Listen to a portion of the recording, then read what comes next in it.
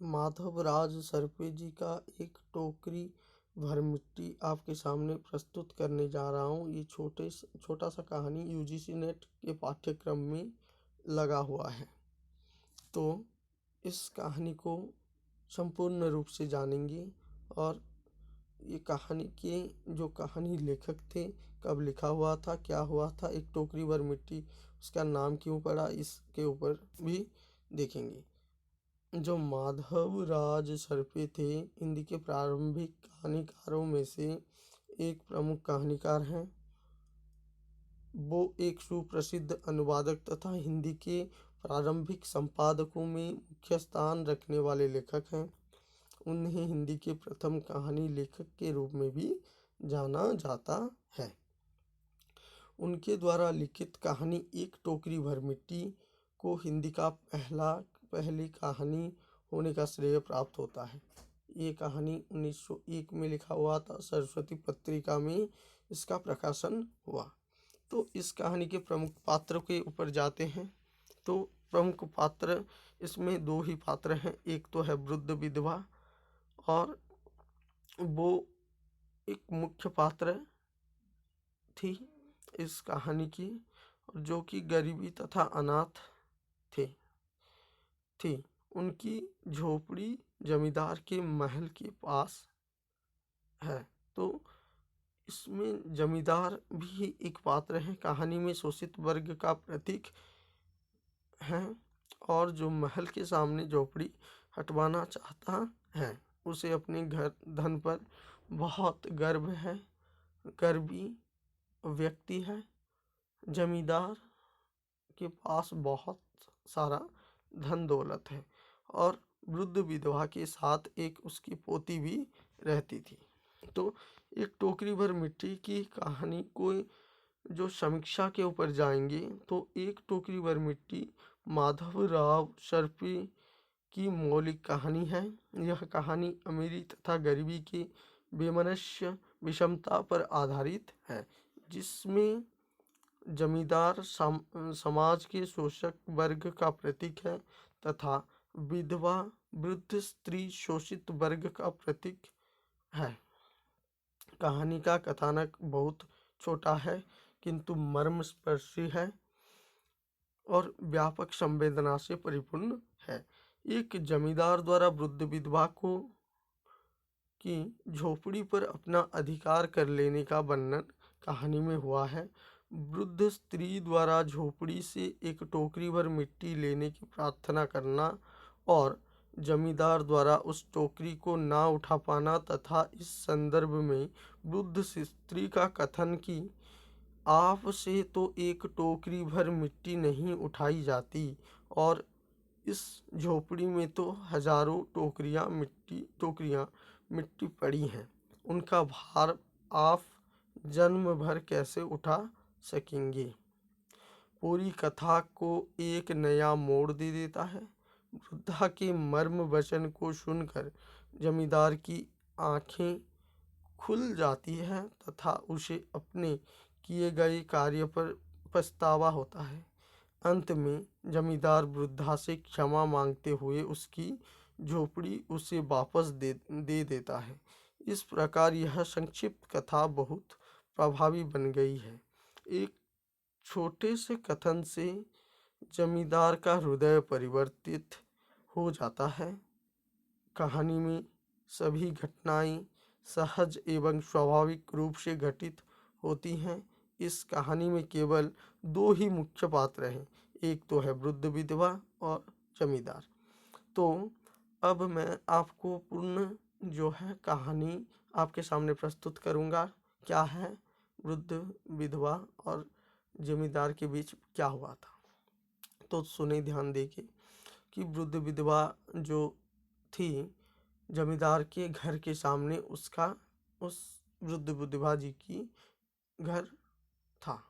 तो अब क्या हुआ था, जमींदार को उस घर से या उस वृद्ध विधवा के घर से उसको हटवाना था। तो वृद्ध विधवा को बार बार संकेत देने के बावजूद भी वृद्ध विधवा उस जगह से हट नहीं रही थी। अब क्या करना था, जमींदार अपने लठितों को लेकर के गया और उस वृद्ध विधवा को उस घर से बेदखल कर दिया या बाहर निकाल दिया।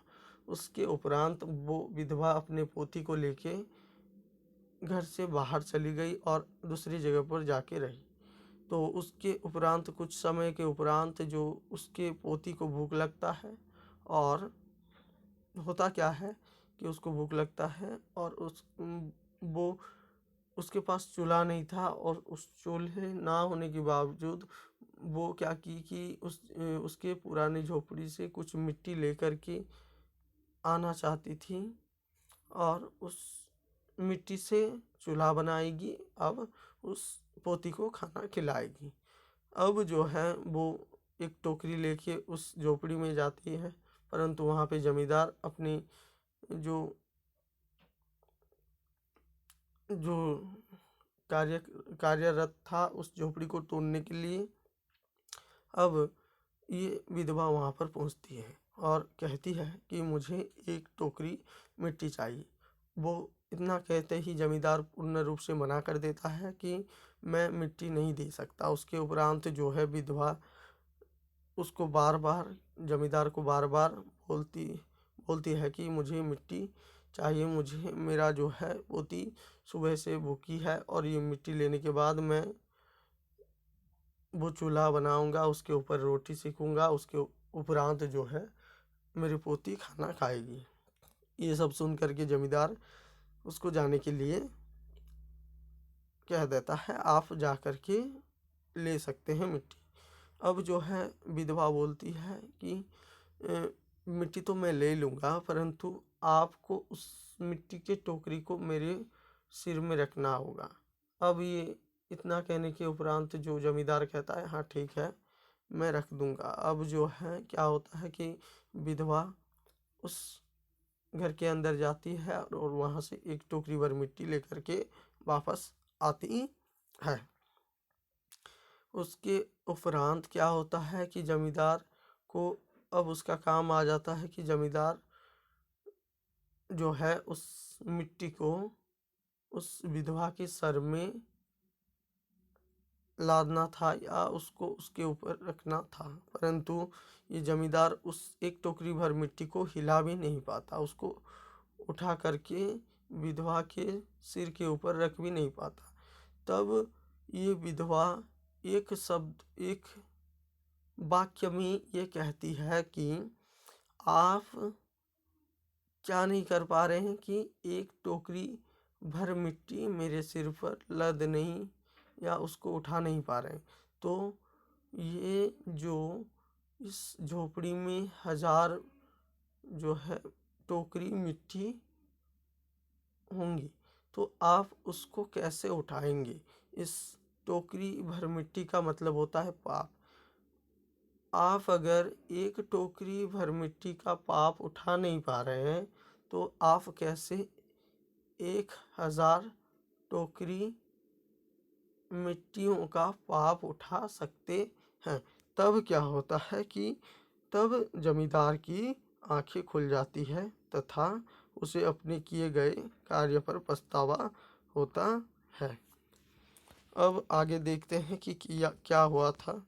अब वृद्ध विधवा निसहाय तथा सहानुभूति की पात्र है, लेकिन उसका चरित्र दृढ़ है। वो दृढ़ चरित्रवान थी। जमींदार का चरित्र गतिशील है, वह प्रारंभ से क्रूर बना रहता है तथा अंत तक आते आते उसका हृदय परिवर्तन हो जाता है तथा वह एक सज्जन व्यक्ति बन जाता है। आलोच्य कहानी का परिवेश उस समय की सामंतवादी व्यवस्था स्वरूप प्रस्तुत करता है। धनवान की शक्ति और पैसे की ताकत निर्धन को निर्बल बना देती है, परंतु नैतिकता का बल उसे संबल प्रदान करता है। जमींदारी प्रथा तथा समाज में व्याप्त रिश्वतखोरी जैसी बुराइयों को इस कहानी में स्पष्ट रूप से दिखाया गया है। कहानी का उद्देश्य नैतिक आदर्श की स्थापना करना रहा है। हिंदी की प्रथम कहानी होने के पश्चात इस कहानी में तीव्र सामाजिक संवेदना है। कहानी में जमींदार को अत्याचार को समाप्त के रूप में ना केवल उठाया गया है, बल्कि उस समस्या का प्रतिकार भी वृद्धा के माध्यम से, वृद्धा का मतलब होता है जो विधवा थी, वृद्धा के माध्यम से किया गया है। एक टोकरी भर मिट्टी कहानी में मूल कथा एक टोकरी भर मिट्टी विषय पर ही टिकी है। अंत कहानी का शीर्षक सार्थक है। इस प्रकार हिंदी की पहली कहानी ही अन्याय के विरुद्ध खड़ी हो सकी। यह हिंदी कहानी की महत्वपूर्ण उपलब्धि माना जाता है। यह हिंदी कहानी का प्रथम मौलिक कहानी भी है, जो कि 1901 में लिखा गया था। माधवराज सरपे जी का लेखन है। इसमें पूरी तरीके से सामाजिक रूप से ये कहा गया है कि किसी का छिना हुआ कभी पुण्य नहीं देता, वो पाप के भागी बनाता है। हमको इस कहानी का सारांश, समीक्षा, कहानी के मुख्य पात्र और एक टोकरी भर मिट्टी का उद्देश्य क्या है, माधवराज सरपे जी का लिखना क्या है, उसके ऊपर हमने आज इस कहानी का संपूर्ण समीक्षा आपके सामने प्रस्तुत किया। आपको अगर अच्छा लगा होगा तो लाइक और सब्सक्राइब करते हुए जाएं। यूजीसी नेट में जितना भी कहानी उपन्यास हैं, उनको विगतवार आपके सामने प्रस्तुत करूँगा।